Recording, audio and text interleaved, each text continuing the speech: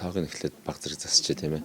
Ер нь жилдээ бол манайх нэг 2013 оноос хойш ингээд трендийг хараад үзэхээр жилдээ нэг 700 гаруй 800 арай хүрэхгүй тооны сувилагч сургууль төгсөөд 90 гаруй хувь нь ажилд орчих.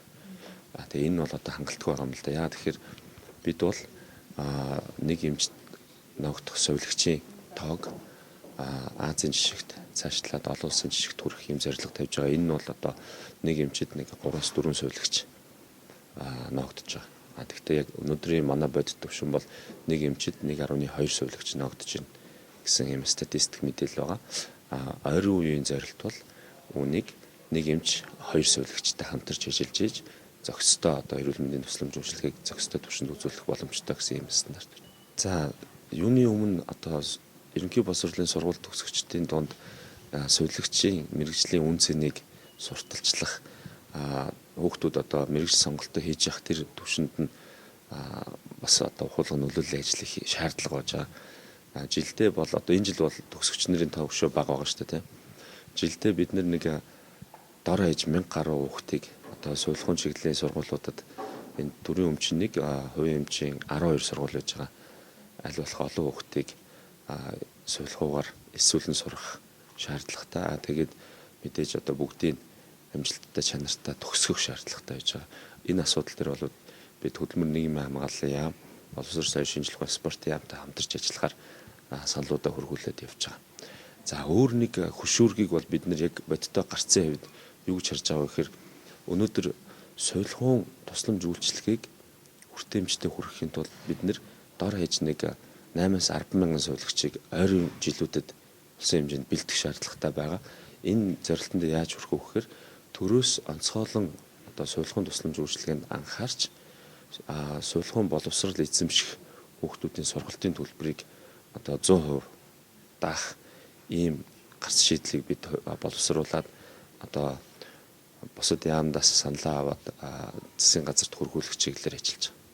Дэлхийн эрүүл мэндийн чуулганаас 2019 онд яагаад энэ 2020 оныг сувилагч их хэрэгчийн жил болгож зарласан бэ гэхээр одоо эрүүл мэндийн аль ч орны эрүүл мэндийн салбарт цаашдын хандлага нь дутагдах одоо магадaltaй хоёр чухал мэргэжил бол сувилагч их хэрэгч гэдгийг тодорхойлоод ингээд зарласан байж байгаа. Тэгэхээр бид бол Монгол улсад анх одоо эмч мэргэжилтэн бэлдэж ирснээс хойш их хэрэгч сувилагч эмчээ ингээд бэлдээд явж байгаа шүү дээ. Тэгэхээр хүн амын тоо нэмэгдэж байна. Дээрээс нь дэлхийн эрүүл мэндийн байгууллагын хэнийг ч орхитуулахгүй байх зарчмын хүрээнд эрүүл мэндийн одоо анхшны тусламж үйлчилгээг хүртээмжтэй өргөх, бүгдэд хүртээмжтэй өргөх гэсэн энэ одоо яригадаад байгаа зорилтуудад хүрэхийн тулд одоо энэ үндсэн чухал мэргэжлүүд болох сувилагч их хэрэгчийн тоог нэмэгдүүлэх ийм хэрэгцээ өссөн нэмэгдсэн хэрэгцээ шаардлагад нийцүүлж нэгдүгürt энэ асуудлыг ярьж байгаа. Хоёрдугаарт одоо дан тооноос гадна энэ тухайн мэрэгсэн боловсон хүчний байр шил их чухал юм.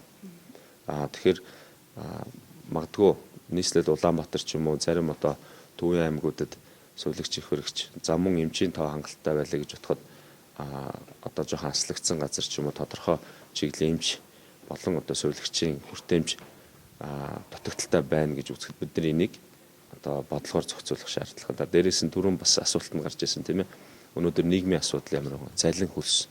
Энэ хүмүүсийн тасралтгүй одоо сурч боловсрох боломж нь хэрэг байгаа вэ гэдэг энэ асуудлуудыг бас хамтд нь анхаарах хэрэгтэй. Цалин хөлс нийгмийн баталгааны хувьд бол 2018 онд ажлын байрны үнэлгээнд суурилсан цалин хөлсний шинжилгээний бодлогын хүрээнд сувилагч нарын маань цалингийн шатлал одоо нэг 2-3 шатлалаар ихсэн. Үүний үр дүнд нэг 120-с 247 орчим мянган төгрөгөөр одоо сарын цалин нэмэгдсэн байж байгаа. Гэхдээ энэ бол хангалтгүй. Энэ бол хангалттай гэж үзэхгүй байгаа. Зөв эрхлэл одоо цаашд нь бас ажлын ачаалт нь нийцсэн байдлаар одоо тухайн сувилагч одоо хэр хариуцлагатай ачаалттай ажлыг ямар ур чадвараар гүйцэтгэж чинь энд нь нийцүүлж цалин үргэлжлүүлэн нэмэх ийм шаардлагатай байж байгаа. 2019 оны 5 сард туралдсан дэлхийн Женевт одоо төвтэй Дэлхийн эрүүл мэндийн байгууллагын 72 дугаар ассамбле гэж болсон. Энэ ассамблед болохоор олон улсын сувилагчийн нийгэмлэгээс санаачлаад ер нь 2020 оныг бол дэлхийн сувилагчийн их барихын жил болгоё гэсэн энэ санал арчлагыг бол гаргаж твшүүлээд ингээд Дэлхийн эрүүл мэндийн байгууллагын одоо удирдах зөвлөлөөс хилцэж энэ 2020 оног сүүлэгч их барихын жил болгон одоо ингээд зарласан.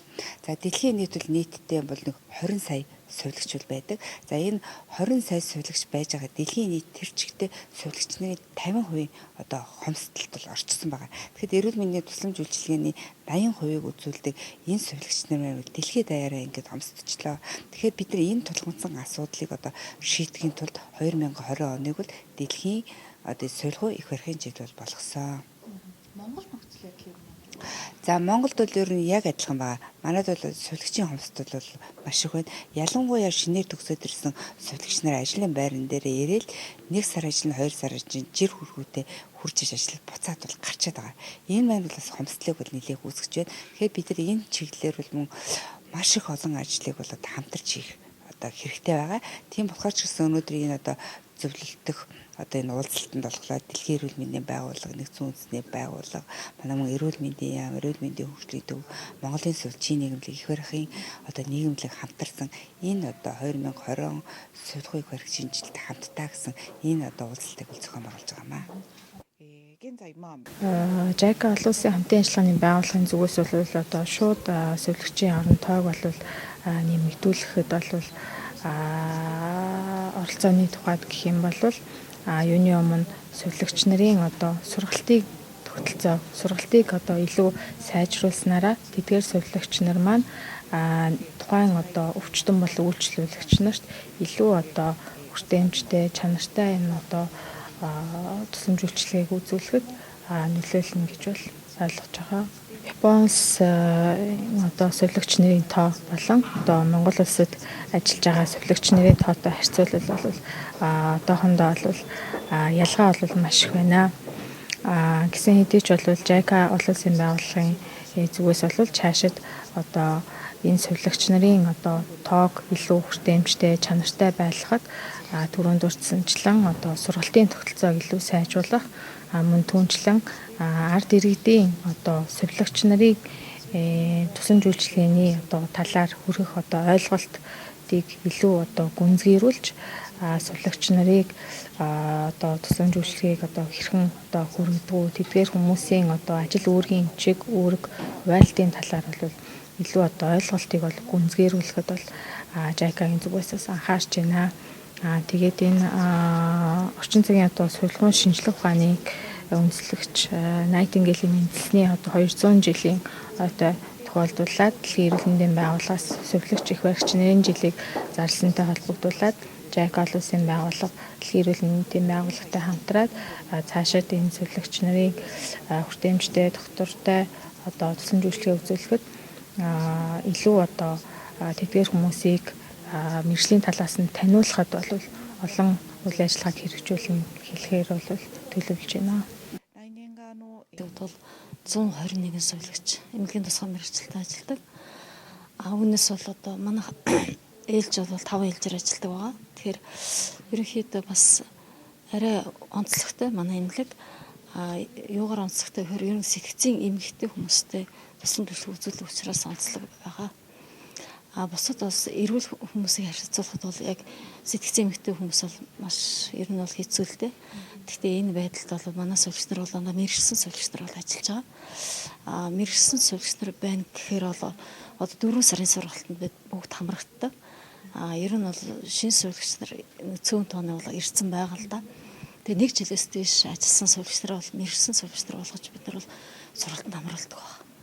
Тэгэхээр энэ маань 4 сарын сургалтанд эрүүл мэндийн хөгжлийн төвтэйгээ хамтраад онлайн шалгалт өгөөд тэгээд энэ шалгалтандаа тэнцсэн сувилагч нар маань ингээд 4 сарын сургалтанд хамрагдав.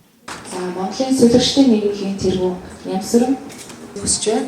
За эрүүл мэндийн яамны төрийн захиргааны удирдлагын газрын дарга Цогтаатар. За нэгдсэн үндэсний байгууллагын Монгол дахь суурьлаг. За юуны өмнө та бүхэн энэ өглөөний мэндийг хүргээд эрүүл мэндийн их баригч нарын олон улсын өдөр болгон зарласан билээ. Дэлхийн хүн амын эрүүл мэндийн тусламж үйлчилгээнд сувилагч их баригч нарын гүйцэтгэх үүргээ өнөж баршгүй хувь нэмэр оруулдаг мэрэгчлэн бөгөөд тэдэнгүүгээр бид тогтвортой хөгжлийн зорилтод хүрэх боломжгүй.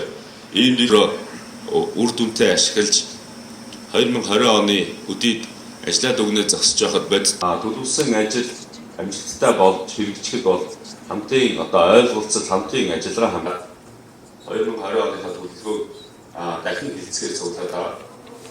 Өмнө нь одоо өнөөдрийн үйл ажиллагаанд хүрэлцэн ирж оролцож байгаа хүмүүсийг ингээ харахад манай хөгжлийн төв дээрээс болон жаагийн төсөл дээрээс нь сурагчдын нийгэмд их хөгжлийн нийгэм. Тэгээ сая бол бас мэдлэгийн өгөнд дурдгдсан. Бид юу хийх вэ гэдгээр жилийн үйл ажиллагааны төлөвлөгөөнд барьцтай тусгуулах боломжууд өнөөдөр гэж харж байгаа. Бид нэр жижигтэй уулзаж ярилцсан байгаа. Нөлөөллийн үйл ажиллагаа явуулсан байгаа. Энэ дэр бол одоо байгууллагын дотор өөрийнхөө сайдын угийг уламжлалтаа нэлээд дамжуулсан. Тэгэхээр энэ дэлхийн улс орнууд дэлхийн хүн амын эрүүл мэндэд сувилагч их баригч нарын 重要な役割を占めています。 За өнөө хүртэлх холбогд хүмүүсийн маань одоо удирдлага зохион байгуулалт бүх юмыг хариуцсан нийлж хүрээлт зохион байгуулалт гэж байгаа. За яг Монгол улс бол зөвхөн чиглэлээр одоо яг ийм зөвлөх мэрэгжлийг бас 20 онд амжаад нэг ажилуулчих юмсан гэсэн юм бодолтой байж байгаа.